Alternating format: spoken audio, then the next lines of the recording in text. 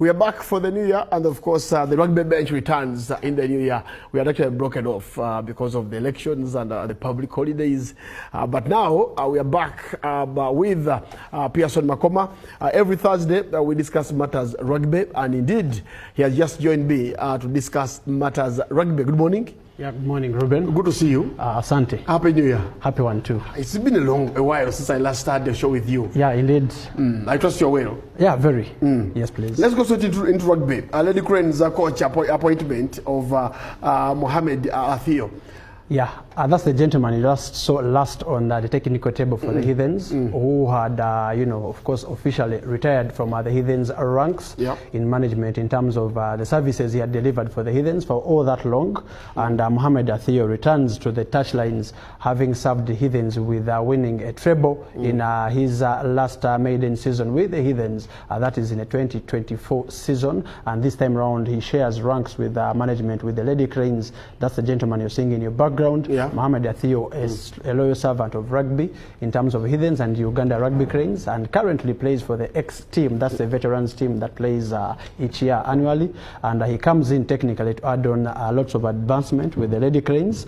Remember, Lady Cranes are into a big preparation this year when they go play in Kenya or Rugby Africa Games. They play against Madagascar, South Africa, Kenya and Uganda ourselves, being the top 4 teams in Africa. Mohamed Athio is one of those with his enormous experience you need in terms of ensuring the camp is brought to book and ensuring they have the best form. Remember that Charles Onen had the mantle to ensure that the team delivers gold, but however fell short after winning only one fixture in Antananarivo, that is Madagascar, last year. And Charles Onen came in as a firefighter to ensuring that the team sails and stays into the pool of the top 4 teams in Africa.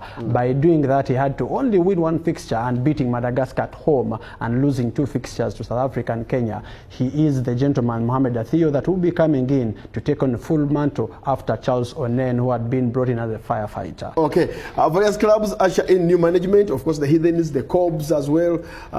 We had the Impies and the Thunderbirds. Heathens with an overhaul. Michael Korach retirement, a 3-year renewal contract with a platinum credit, and alongside fresh transfers. There's so many transfers that have been happening in rugby. Yeah, very. If you can take us through about the change of management, the transfers. Yes. Well, Ruben, talking about that, you understand each year that comes with lots of technological advancements, and I believe this time around it's a technical advancement and leadership, political ranks. So Heathens being able to shift from the leadership of the previous chairmanship that was led by Sarah, who has been their club chair, has been able to hand over the mantle to Desire Derek Ford Mogumisa, a very big friend to those who are in sports. Yeah, I know Derek. This time around, Desire Derek Ford Mogumisa takes the mantle from this year until 2028 as the club chairman of Heathens. Remember, Desire Derek Ford Mogumisa is the chairman for the Uganda Sevens committee, and this time around he's been given a stewardship mantle to ensure that he delivers gold for the Heathens, who fell short in their whole of last year, failing to deliver even a trophy. And remember, they changed guard in terms of management, that is in terms of technical coaches, and losing the services of Kevin McMort to Victoria University, and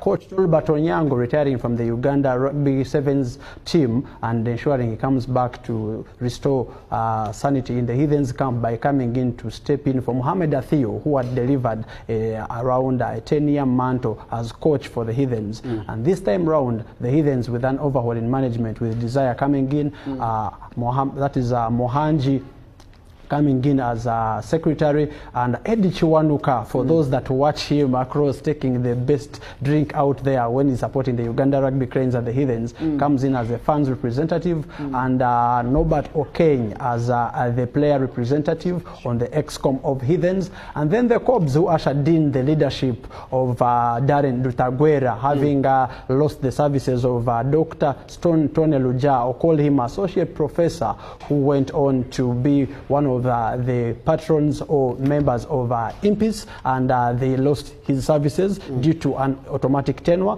and the Heathens, other Cobs ushering in new management, and Thunderbirds doing the same, and Impis doing the same, having come out of the bottom and coming to the top tier of the big boys. I just like the fact that Derek has been part of that journey. Yes. And I would love to actually congratulate him upon the new assignments and the new deployments. Yes, and actually he comes with an enormous interest. You call it a lot of love to ensure that he empowers the Heathens. And talking about which, you understand the gentleman that just been on the screen, that's Michael Wokorach, just retired from the game of rugby.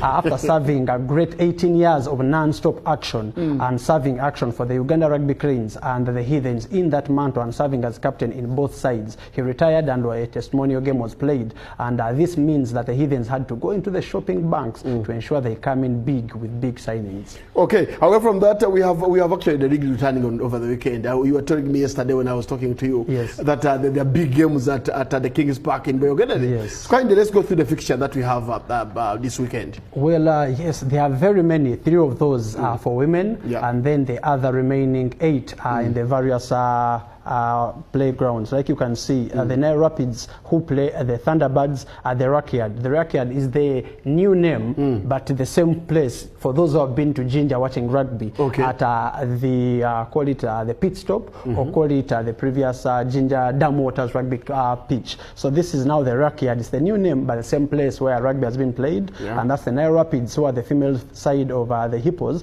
playing against the Thunderbirds, and then the Black Pearls, who are the Pirates sister team, who are playing against the Ewes, who are the sister team to the Makerere-based Rams, and then the She-Wolves in Mbale, that is Busamaga grounds, will be playing the Cobs sisters, or call them the female team of the Cobs, that is the Panthers, in Mbale there at 3 p.m. And then the men's action comes back with a big nail-biting action game that is between the Pirates and the Cobs. Call it a battle for the bankers. Stanbic versus KCB in there. Remember, this game happened last year. That is the Uganda Cup semi-final, where these teams clashed until the last moment, where it was only 1 point difference, ending at 22-23. This time around, they opened the league with that big encounter where the Cobs will be facing the Pirates at the Kings Park Arena in Boyogere, and then the newly promoted Impis up against the Warriors. The Warriors surviving relegation last year. Will they be able to sail enough and stay in the big boys discussion, or it will be the Impis to return back? Remember, the Impis have one only league title they won in 1996, and then the Warriors, of course, have nothing in their trophy cabin, and then the Heathens come in there with 17 league trophies up against the Kakira. Kakira is the newly promoted team. Remember, Impis and Kakira are the 2 teams that have been promoted to make it 12 teams in the men's top tier, and then Walukuba, of course, a mid-table team who have lost services of their star, that is Shakim Sembusi, to the Mongers. They'll be playing the Mongers again in Walukuba. So they have signed 2 players from them, and they'll be playing against them in the Abi Daira Memorial Stadium in Walukuba, and that's the other 4th game of fixture in there. And then the Rhinos up against the Victoria Sharks, or call them the Victoria University Sharks, who will be playing the Rhinos at Legends Rugby Grounds, and then the Hippos, who have lost almost their whole team due to the political fracas in Ginger and different signings. They'll be playing the Buffaloes, who have also signed 2 of their players in that Robert Seguya battle. Call it a fixture that is always happening between the 2 clubs, because the late Robert Seguya,